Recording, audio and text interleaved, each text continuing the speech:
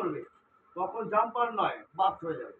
আমাদের যে 100 ওয়াট বা 200 ওয়াটের সিরিজ ল্যাম্প একটা বানাবে তার হোল্ডার একটা খালি মেরে দেবে এই অন্তত এই প্লান্ট তোমার ইমার্জেন্সি কাজ। এই পিনটা প্রবলেম ছিল নাকি যেটা প্রবলেম ছিল এই ট্রান্সফরমারটা কারেন্ট তৈরি করতে পারছিল না মনে হচ্ছে।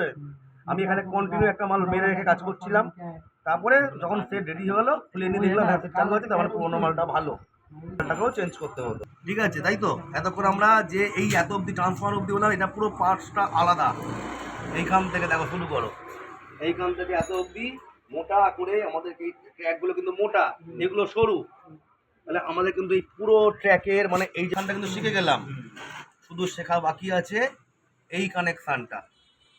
এটাও কিন্তু এসি সেকশন লো, এটা পরের দিন শেখাবো। এই দেখো একটা এসি 220 ভোল্ট, আজকে যে বোর্ডে ছবিটা লাগানো বাবা কি ভিডিও করছে করে নি, সরু এসি কট বেরিয়েছে এই শুধুমাত্র এখানে একটা লাল লাইটকে জ্বালানোর জন্য।